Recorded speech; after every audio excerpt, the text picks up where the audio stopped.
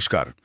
आज हम एक बहुत ही हैरान करने वाली कहानी पर बात कर रहे हैं जो रानी राज के एक लेख से सामने आई है। झारखंड के कुछ ऐतिहासिक वन्य जीव अभयारण्य, मतलब ऐसे अभयारण्य जिनका जिक्र अंतर्राष्ट्रीय रिकॉर्ड तक में था, वो अचानक से गायब हो गए, जैसे कभी थे ही नहीं। सवाल ये उठता है कि भाई ऐसा कैसे हो सकता है, कहाँ गए वो? जी नमस्कार। ये सवाल झारखंड के लिए बहुत मौजू है।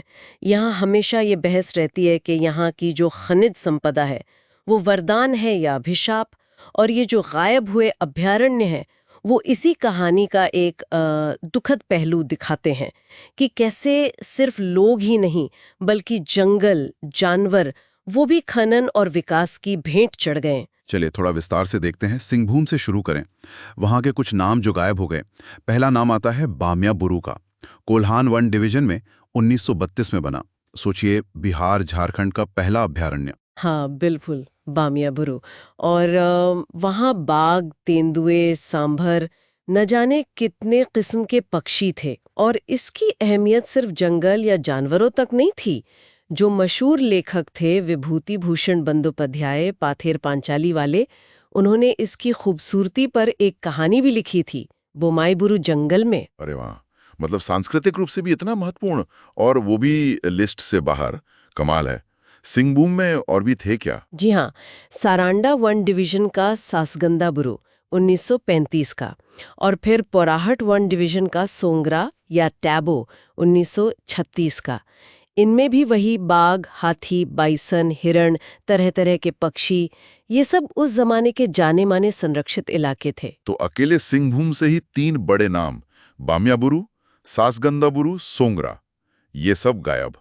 क्या दूसरे इलाकों में भी ऐसा ही हुआ? पलामू, संथाल परगना वगैरह में? बिल्कुल।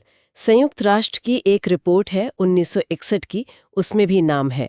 पलामू के बारेसंड 1946 और लाट 1946, संथाल परगना का दुमका दामिन 1938, हजारीबाग का कोडरमा 1946। इनमें भी वही बाघ, हाथी, भालू, महत्वपूर्ण वन्य जीव। एक मिनट, संयुक्त राष्ट्र की रिपोर्ट में नाम है और फिर भी ये गायब हो गया? मतलब कोडरमा को शायद छोड़ दें तो बाकी का जिक्र बाद के सरकारी कागजों में मिलता ही नहीं। हाँ, यही तो सबसे चौंकाने वाली बात है। यूएन की रिपोर्ट हो या 1965 की भारतीय वन्य जीव बोर्ड की रिपोर्ट, नाम सब जगह है, लेकिन आज की तारीख में इनके ओरिजिनल नोटिफिकेशन तक ढूंढना मुश्किल है। इनकी सही लोकेशन क्या थी वो भी ठीक ठीक पता करना एक चैलेंज है। तो शक किस पे जाता है? ये कैसे मिट गए नक्शे से? कोई क्लैरिकल एरर या कुछ और है इसके पीछे? देखिए, लेख तो साफ इशारा कर रहा है कि सबसे बड़ी वजह शायद झारखंड का खनिज है, खासकर सिंहभूम, जो लौह अयस्क के लिए मशहूर है।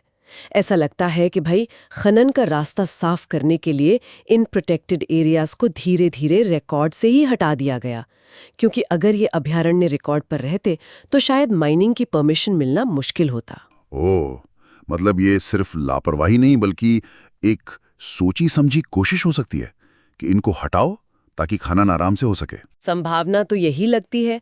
मामला गंभीर है और इसमें एक और एंगल जुड़ता है, 1972 का वन्य जीव संरक्षण कानून।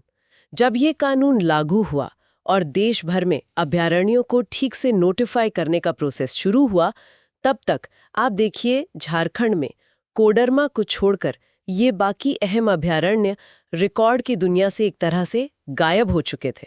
अच्छा, यानी जब बचाने वाला कानून आया तब तक बचाने के जो वो आधिकारिक तौर पर थे ही नहीं। बिल्कुल। इसके नतीजे तो फिर बहुत बुरे हुए होंगे वन्य जीवों के लिए। बिल्कुल जाहिर सी बात है।